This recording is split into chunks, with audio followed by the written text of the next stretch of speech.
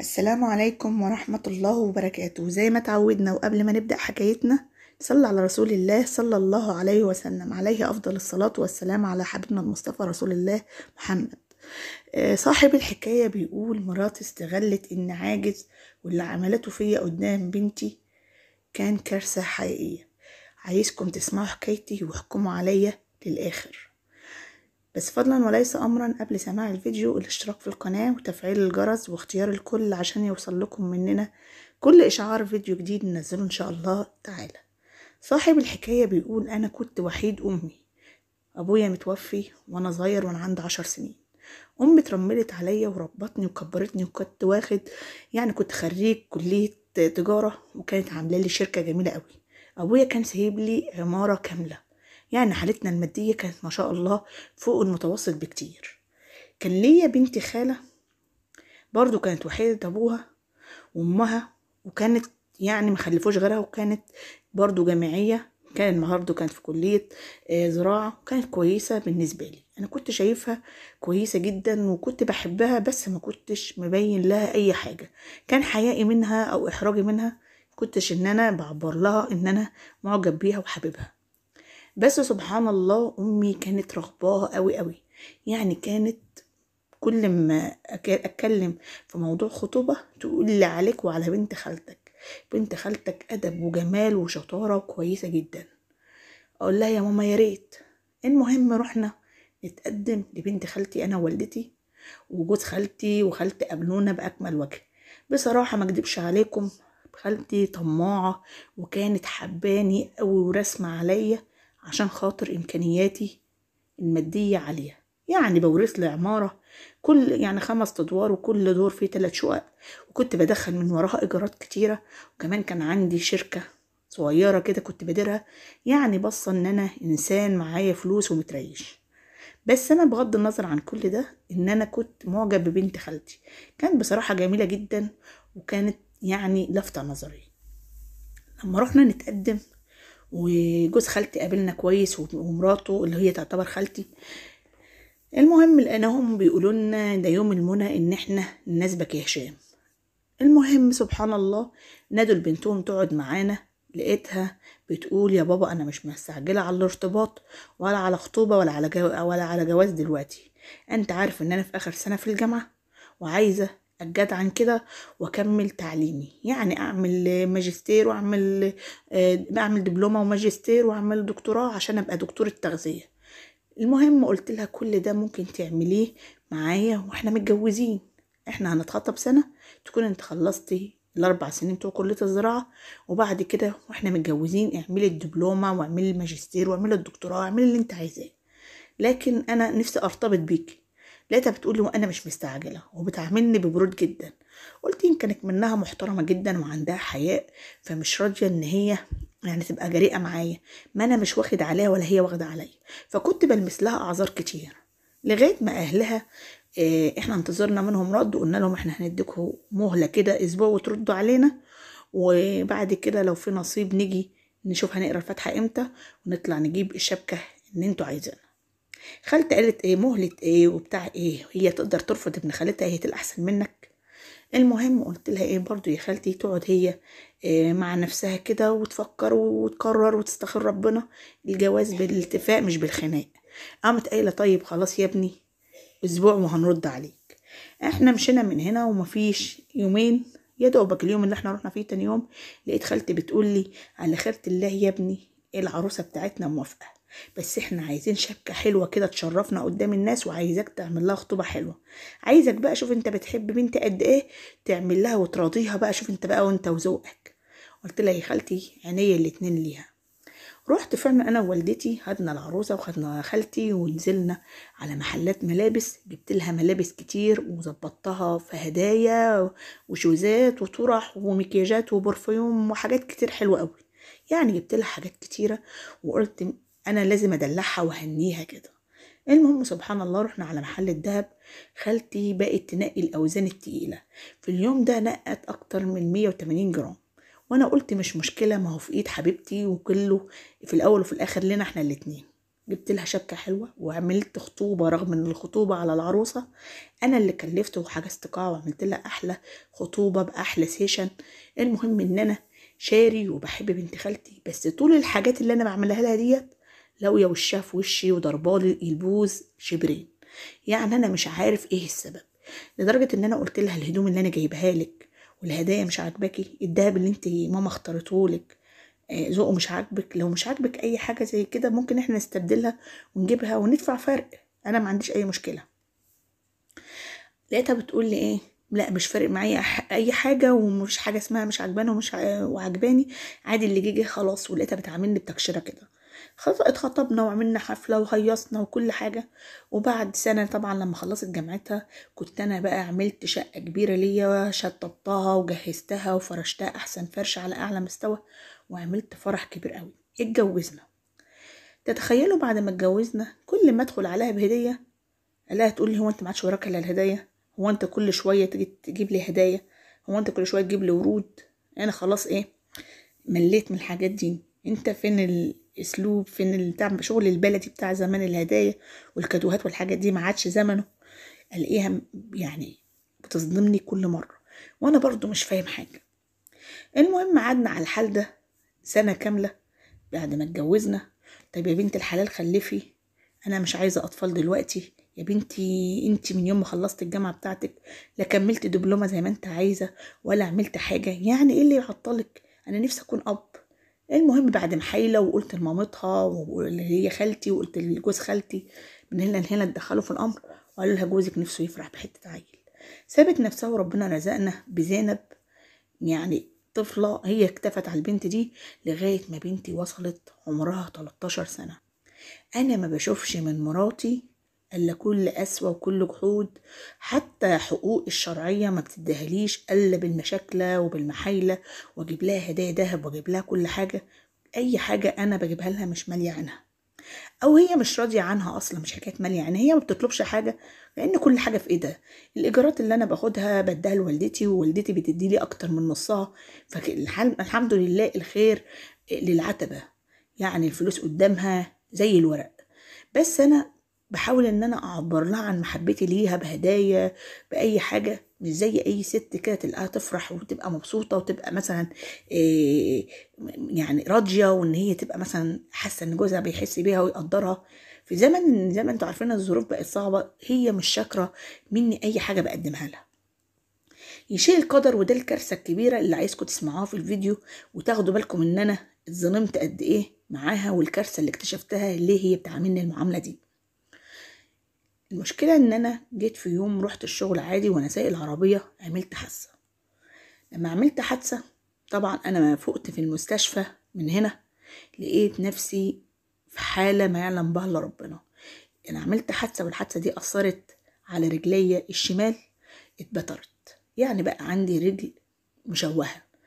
انا قمت من بعد يعني العمليه وبعد الحادث ده انا ما شفتش حاجه غير بعد ما فقت خالص، وبعد ما قعدت فتره يمكن 10 ايام على ما حسيت بجسمي لقيت ليا رجل مبتوره خالص، يعني من فوق الركبه. طبعا حزنت وزعلت وكده، ولقيت نفسي ايه يا دكتور اللي حصل لي؟ قال له احمد ربنا ان جت على قد كده، لان انت لما عملت حادثه رجلك بس اللي يعني اتأثرت بالحادثه والدمويه ما وصلتش للجسم، فاضطرينا ان احنا نبترها عشان ما تعملكش غرغرينا في بقيه جسمك وتموتك. طبعا حزنت وزعلت، وازاي ان انا يعني وانا لسه شابه عندي 38 سنه ابقى عاجز. وطبعا ده قضاء ربنا وده ابتلاء من الله والمؤمن مصاب، فانا امنت بقدر ربنا وخلاص خرجت من المستشفى بعد فتره يمكن شهر تحت علاج مكثف وتحت رعايه وكده. روحت خلاص بيتي، ومكانش عندي الا البنت الوحدانيه الجميله اللي هي زينب، كانت اقرب حاجه لقلبي. لما انا تعبت طبعا وخلاص ورجلي استأصلت، خلاص بقيت عاجز، محتاج ان حد يشيل ويحط فيا ويساعدني ويسندني الحمام. تتخيلوا مراتي عملت فيا ايه؟ اهملتني في الفراش، بقت تسيبني من غير ما اروح الحمام لدرجة ما كنتش اتحكم في نفسي اعملها على روحي. بقت تعايرني بالمرض، بقت تقول لي انت بقيت عاجز. امي لما عرفت ان انا رجلي اتبترت وكده وجات لي المستشفى بدل مرة واتنين وتلاتة، امي كان عندها القلب، جالها جلطة في القلب وتوفت بعد الحادث بتاعي تقريبا بشهرين. طبعا لما بقت تيجي امي وانا طالع من المستشفى في خلال الشهر اللي انا خلاص خدت فتره النقاهه في المستشفى ونقلت للبيت، قبل ما امي تتوفى كانت هي اللي شايله مسؤوليتي، كانت بتيجي تسندني، بقت تساعدني رغم ان امي ست كبيره ما كانتش بتبخل عليا ببرها ليا. طبعا من كتر ما امي كانت بتتاثر ان انا بقيت عاجز وبقيت برجلي، يعني زي ما انتوا فاهمين، امي من كتر حزنها عليا وشيلتها همي وان انا شاب لسه وسيم ووصلت للحاله دي، من كتر تعبها وزعلها عليا قلبها تعب اكتر، لان هي كانت عندها القلب اصلا، كانت عامله قلب مفتوح، جالها جلطه في القلب وتوفت. بعد ما توفت والدتي انا شفت اسوأ من عين مراتي، لدرجه ان هي يعني بقت تدخل عليا الأوضة تقول له ريحتك كريهة، الفرش دوت تحت منك من كتر وسخك. أقول لها طب أنا أعمل إيه؟ ما أنا بنادي عليكي والبنت بتبقى في المدرسة وأضرب لك الجرس. كانت هي عاملة لي جرس على السرير كده والدتي قبل ما تموت، إن أنا لما أحتاج حاجة أرن عليها وأنا تيجي تعمل لي اللي أنا عايزاه، اللي أنا عايزه.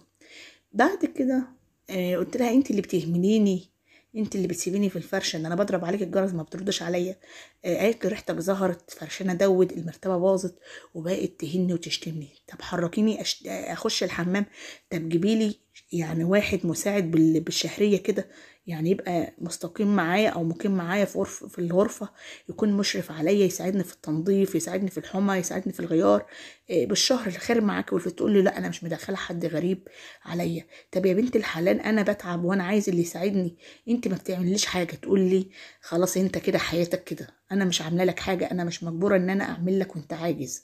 بقت تعيرني بالمرض وتسيبني في الفرشه بالايام لغايه ما اقرف من نفسي، لغايه ما جالي قرح فراش. بصراحه الدود مشى تحت جسمي وفي جسمي نفسه. المهم بنتي تيجي تعمل لي حاجه تقول لها ايه، اوعي تخش الاوضه دي، اوعي يا زينب اسمعك تخش الاوضه دي، ده عنده قرف وريحته وحشه وهيجيب لك ميكروب وخلاص، يعني ده انسان بقى قذر. واسمعها وهي بتسب فيا وتشتم فيا لبنتها، والبنت تقول لها حرام عليكي يا ماما، بابا ما يسالش مننا كل ده، بابا كان ممكن احنا اللي نبقى مكانه. تقول لها ما اسمعش كلمه بابا دي من بقك، وتضرب في البنت وتمنع البنت مني. بقت البنت تدخل لي سرقه، تتخيلوا، تجيب لي اكل من التلاجة على قد ما تعرف تسخنه، على قد ما تعرف، وتيجي تاكلني وتقول لي يا بابا لو اقدر ان انا اسندك واشيلك كده وادخل بيك الحمام اغسل لك، والله يا بابا. ساعه ما تحس ان البنت عندي كانت تخش تزعق لها وتشدها من شعرها وتضربها وتقول لها ممنوع تقربي منه.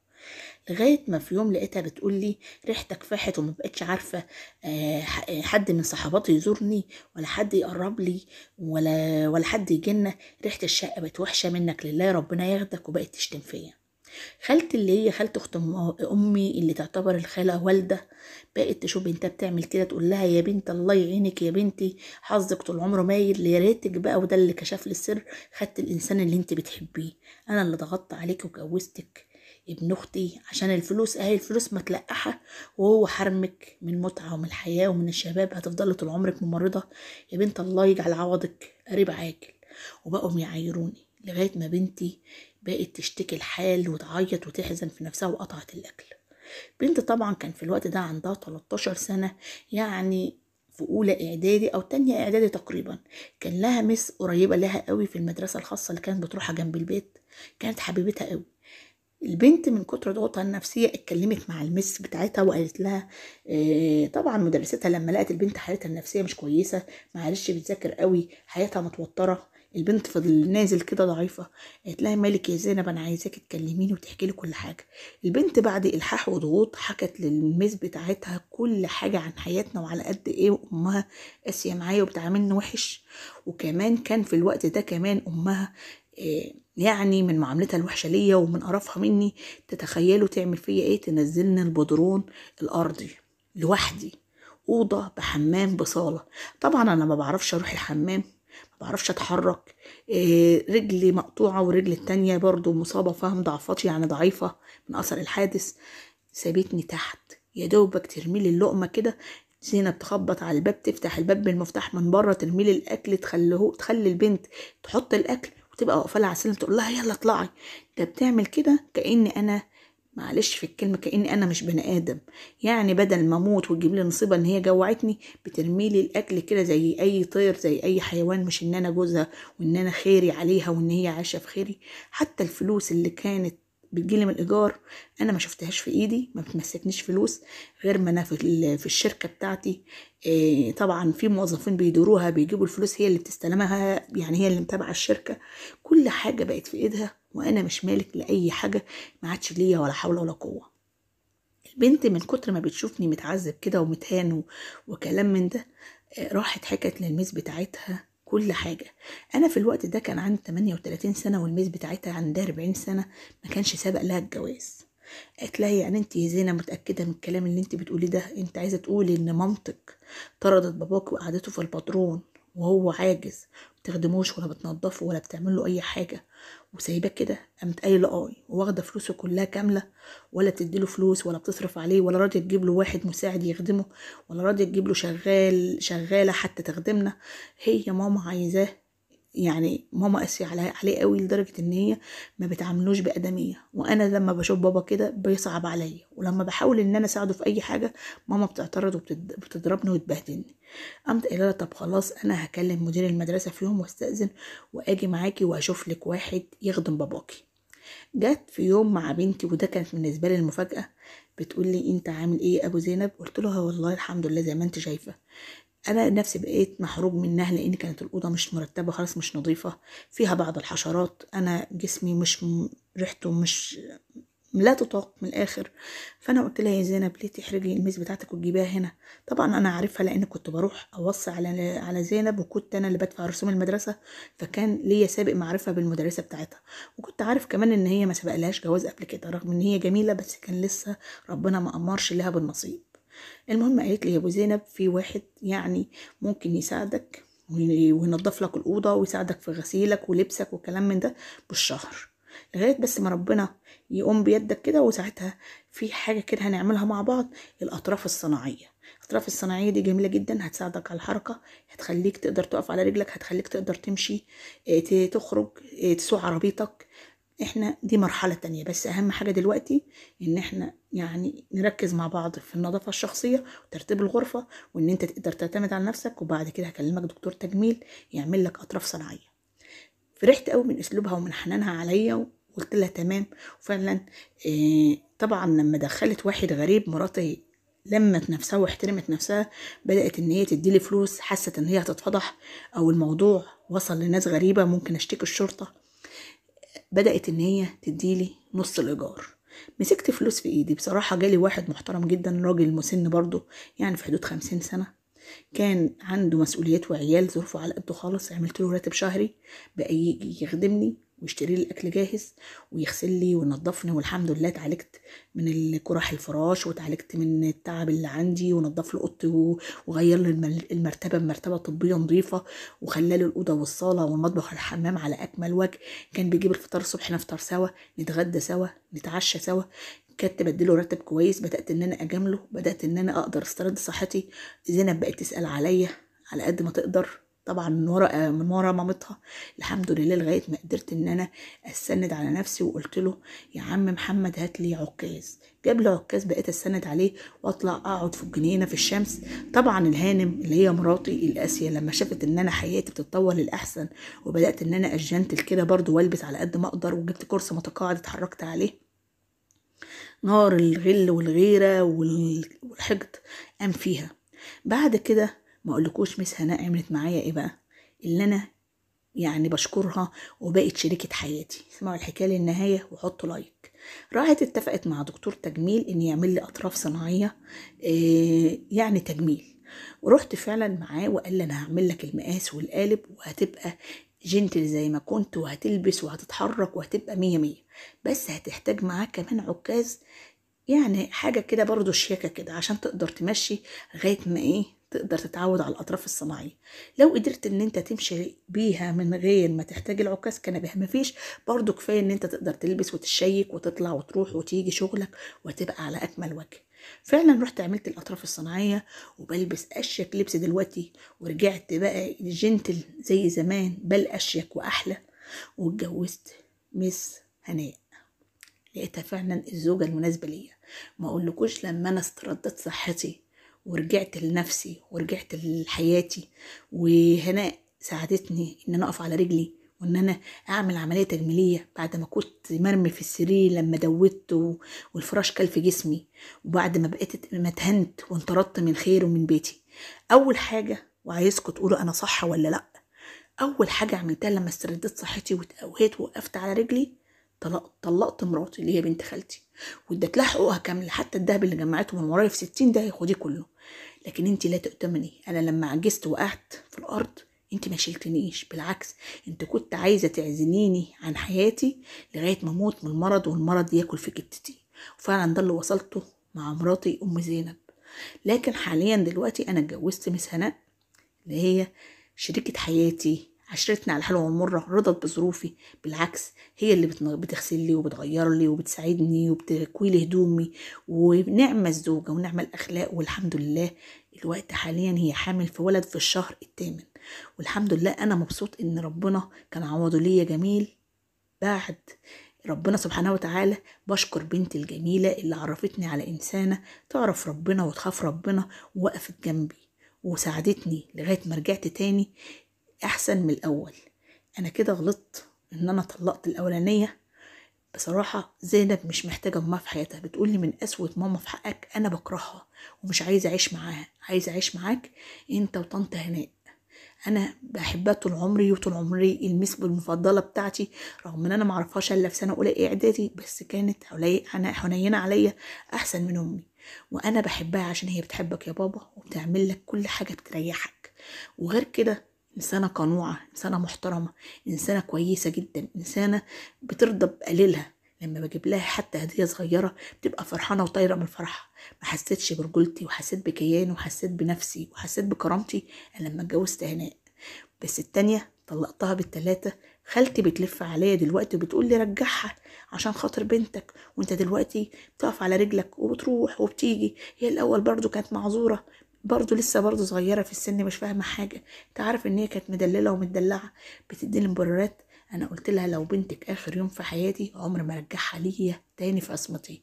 انا ما صدقت ان خلصت من وبائها، وانا ربنا انعم عليا بواحدة اللي يخليني اسيب الملاك الطاهر ده وابص لشطانه تخش تخرب عليا. بصراحه بيني وبينكم خايف لا تخش في حياتي تخرب على مراتي وتخرب على بنتي وتدمرني نفسيا. انا كده الحمد لله سلمت من شرها وكده مش عايزها. فايه رايكم؟ ردوا عليا في تعليقاتكم، ارجعها لعصمتي تاني عشان زينب، ولا ابعد عن الشر واغني له واخليني في حياتي المستقره مع هناء اللي وقفت جنبي في عز ما كنت محتاج لواحده قلبها رحيم بيا؟ انتوا ردوا عليا في التعليقات وقولوا لي ايه. انا طبعا رديت عليه قلت له اوعى ترجعها نهائيا. الست اللي ما تعرفش شده جوزها وتقف جنبه ما يصلحش ان تبقى زوجته في يوم من الايام. دي رمتك لما لقيتك ضعفت ووقفت، يعني لما لقيتك خلصت انتهيت او عملت عمليه ما وقفتش معاك في السراء وفي الضراء. اولا هي كانت بتعاملك وحش من قبل ما تعمل الحادثه ديت ومن قبل ما تخسر رجليك. هي جحده وقاسيه عليك وعمرها ما برتك بكلمه حلوه. كمان انت عرفتها في الظروف الصعبة. يعني معلش الناس معادن، ده معدن من صفيح مش دهب. لو كان لها خير فيك حتى وانت تعبان وانت مثلا في الفراش بتخدمك زي اي زوجة، كانت تقول لك دي تعملها تاج على دماغك. الناس ما بتتعرفش من بعضها الا في المحن الصعبة هي اللي بتعرف الناس على اصلها اذا كان فعلا الناس تمام ولا مش تمام.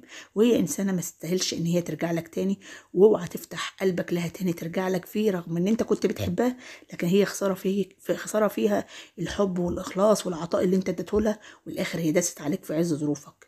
اللي اشتراك اشتريه واللي باعك بيعه، وهي باعتك. خليك في حياتك مع زوجتك الجديده، والحمد لله ربنا هيعوض عليك بولد صالح.